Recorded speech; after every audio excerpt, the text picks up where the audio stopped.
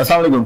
आज के वीडियो में खुशामदीद। और आज की वीडियो का टॉपिक है यौम यकजहती कश्मीर। 5 फरवरी को 1990 से लेकर आज तक हम यौम यकजहती कश्मीर के तौर पे मना रहे हैं। इंसानों की हाथों की जंजीर बनाकर हम बहुत फखरिया तौर पर ये एक ऐलान करते हैं कि यार हमारी धड़कनें हमारे कश्मीरी भाइयों के साथ। लेकिन 6 फरवरी को क्या होता है कुछ किसी को कुछ पता नहीं होता। लेकिन कश्मीर की स्ट्रगल सीरियस मैटर है, क्योंकि 1947 से लेकर आज तक पाकिस्तान तो आजाद हो गया, इंडिया भी आजाद हो गया, लेकिन कश्मीरी बेचारे आज तक गुलामी की जिंदगी गुजार रहे हैं। लेकिन कश्मीर का ये इशू बहुत सीरियस है। हजारों कश्मीरियों ने अपनी जानें गंवा दी हैं, हजारों माओं ने अपने बच्चों को खो दिया है, हजारों औरतें बेवा हो गई हैं, हजारों बच्चे यतीम हो गए हैं, हजारों खानदान उजड़ गए हैं। एक घर का सरबराह होता है, उसकी जिम्मेदारियां होती हैं अपने घर को चलाना, लेकिन जब वो सरबराह ही ना रहे तो क्या घर रहेगा। या घर का बच्चा, अगर एक घर में जिस बच्चे की वजह से इतनी रौनक होती है, अगर वो बच्चा ना रहे, सोचें उस घर पे क्या गुजरती होगी।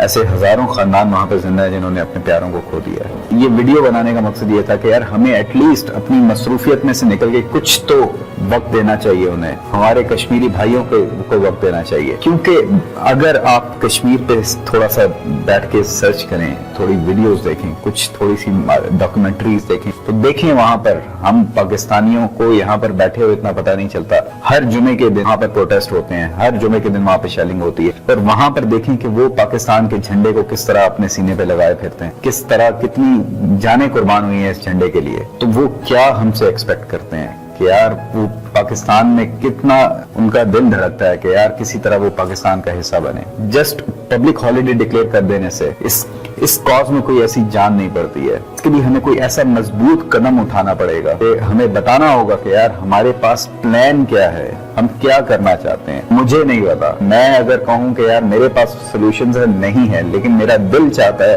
कि यार इतने सालों से जो स्ट्रगल जारी है, इतने सालों से जो बेचारे ऐसी जिंदगी गुजार रहे हैं मफलूज तरीके से, पर इतनी खूबसूरत जगह पे होते हुए, वो भी हमारे भाई हैं, वो भी हमारी बहनें हैं। हमें चाहिए कि हम उनकी आवाज बने, हम उनके लिए कुछ करें, हम उनके लिए कुछ कहें, कुछ आसानियां उनके लिए भी हम पैदा करें। अफसोस तो मुझे इस चीज से है कि हम लोग भी सीरियस नहीं हैं कश्मीर के इशू को रिजॉल्व करने के लिए।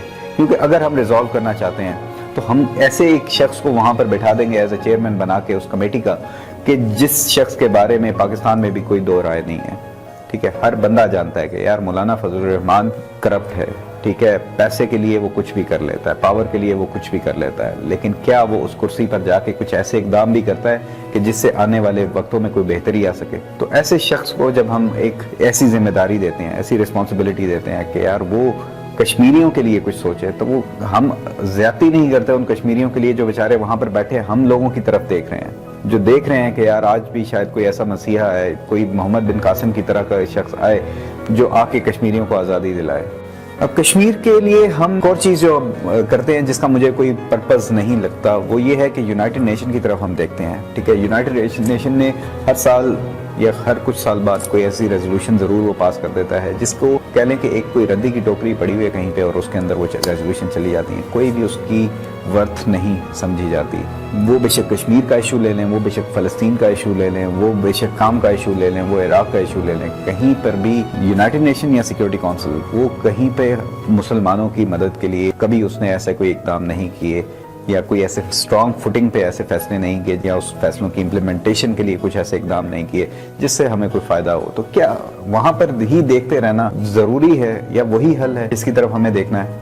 यूनाइटेड नेशंस का तो चलो हम कह देते हैं कि यार वो सारी दुनिया के ममालिक वहाँ पर हैं जिसमें हर किस्म के रिलीजन शामिल है और हर किस्म की उनकी अपने इंटरेस्ट शामिल है। तो ओआईसी ने क्या कर लिया है? ओआईसी की तरफ भी अक्सर लोग देखते हैं कि यार अब कोई ओआईसी की मीटिंग वगैरह आए और वहाँ पे कोई ऐसे इकदाम किए जाएं, लेकिन अनफॉर्चुनेटली उसने ना शाम में कुछ किया, ना लिबिया में कुछ किया, ना इराक में कुछ किया, ना अफगानिस्तान में कुछ किया। कश्मीर, फ़लस्तीन, ये इशूज़ तो साल हर साल से चले आ रहे हैं। इन दी एंड गुजारिश मेरी यही है तमाम तर पाकिस्तानियों से कि यार 5 फरवरी को एक आम पब्लिक हॉलिडे के तौर पे ही ना गुजारते हैं। ठीक है, थोड़ा सा टाइम निकालें, थोड़ा सा सोचें कश्मीरी भाइयों के लिए, थोड़ी सी दुआएं करें उनके लिए और थोड़ा सा पॉजिटिव स्टेप्स लें ऐसी करप्ट हुक्मरानों के खिलाफ कि जो यहाँ पर उस ओहदे पर बैठे हुए हैं जिस ओहदे पर जाके उन्होंने कुछ भी नहीं करना। आई होप कि इस वीडियो की वजह से कुछ हम लोग सोचेंगे कि यार کشمیر ہماری طرف دیکھ رہا ہے، ہمارے اوپر بھی کوئی ایسی ذمہ داری ہے کہ جو ہمیں پوری کرنی چاہیے. کل انشاءاللہ کسی اور ٹاپک کے ساتھ دوبارہ ملیں گے. تھوڑا سا آف ٹاپک ہو گیا، لیکن 5 فروری اور کشمیر یہ بھی ہمارا ہے، یہ بھی ہماری توجہ چاہتا ہے، اور اس کو بھی ہمیں تھوڑا سا ٹائم دینا چاہیے. Thank you.